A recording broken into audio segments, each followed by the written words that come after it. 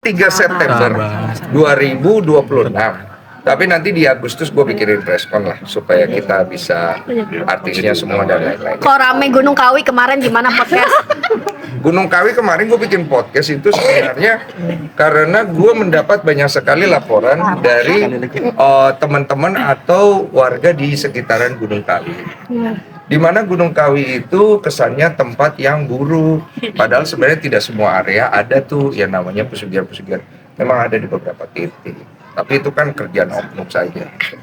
Nah, di Gunung Kawi itu kan biasanya orang tuh kayak ziarah, kemudian mereka bukan fokus ke pesugihan, tapi ada yang memanfaatkan momen itu. Sehingga akhirnya gue kepikiran bikin podcast itu, bukan untuk kenapa-napa, karena waktu itu ada Marcel yang pernah ke sana. Terus memang mengaitkan kontennya itu dikaitkan dengan RO dan SW kan. Tapi sebenarnya gue bukan ke sana arahnya. Sebenarnya lebih kepada keresahan masyarakat di Gunung Kawi yang merasa bahasanya gini, kami tuh merasa bahwa Gunung Kawi adalah gunung paling terfitnah di dunia gitu. Gitu. Tapi sebenarnya mereka juga setuju bahwa memang kegiatan ada di beberapa titik, ada tuh kegiatan pesugihan-pesugihan gitu. Walaupun tidak semua pesugihan itu benar berhasil. Mungkin ada lah ya dan kok itu. pada akhirnya kan jadi bola liar di fans mereka berdua. Iya. Nah, gimana nih kok sampai buat tadi sayembara di IG segala macam soal fans? Karena aku di DM dari pihak yang satu sama pihak yang satu. Karena gue ngelihat nih kenapa ribut mulu, gue bilang lu gue ketemuin aja padaan ya di podcast lu ngobrol dah. Maksud gue tengahin nih masalah kalian kenapa? Karena kan gini, itu kan masalah orang. Gue ngerti lah itu public figure segala macam. Tapi itu ada anak itu mereka. Kalau fansnya tubrukan terus, kasihan anaknya nanti. Jadi biarkan orang tuanya menyelesaikan masalahnya. Tapi sampai mempertanyakan terkait adanya boykot Sarwenda di. Oh iya, gue kaget itu. Gue tanya di threads. Gue kaget beneran ada itu boykot. Gue pikir cuma rumor. Sumpah gue kaget. Terus gue nanya, sebenarnya gue mau cross check. Ini beneran ada nih petisi begini gitu loh. Beneran ada ternyata gitu. Sampai sejauh itu. Tapi ngelihat kasus ini seperti apa sih kok? Kan Kokol banyak dimention sama netizen ya. Ampun. Sebenarnya kasus ini sensitif ya jadinya. Gue aja bingung gitu mau memposisikan diri di mana gitu. Gue lagi pengen ngejelasin tentang pesugihan nyangkut ke sono. Terus ada yang bilang gue jadinya bela yang ini, bela yang itu. Sebenarnya dua-dua teman dan kenal. Gitu. Kalau gue pribadi sebenarnya berharap dua-dua itu bisa selesai urusannya kan. Karena kan tidak ada orang tua yang sempurna. Ada orang kan pasti ada kurang. Dua-dua ada kurang. Dua-dua ada lebih. Tapi kan anak. Jadi bisa selesai. Jadi jangan terlalu banyak masuk ke dalam juga gitu. Akan mengundang nggak sih kok siap buat mengundang. podcast? Gue sih nggak ada rencana benar. Gue ada rencana gue. Jangan kalian tambah-tambahkan ya.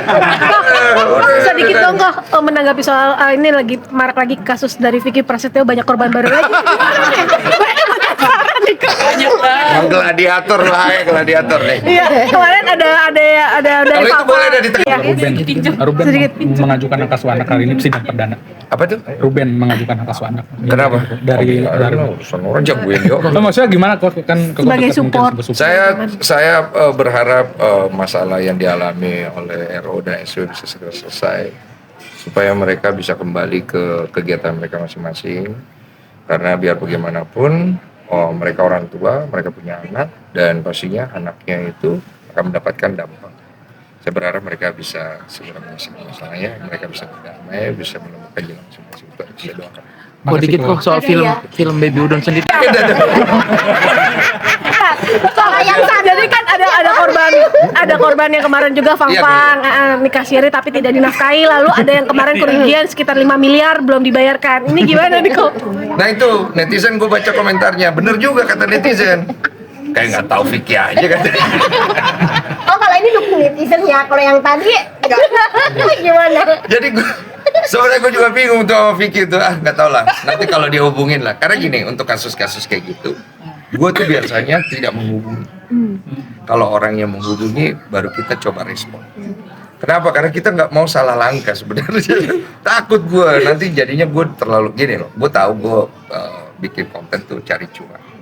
Tapi kan nggak semuanya itu orientasinya di cuan juga gitu.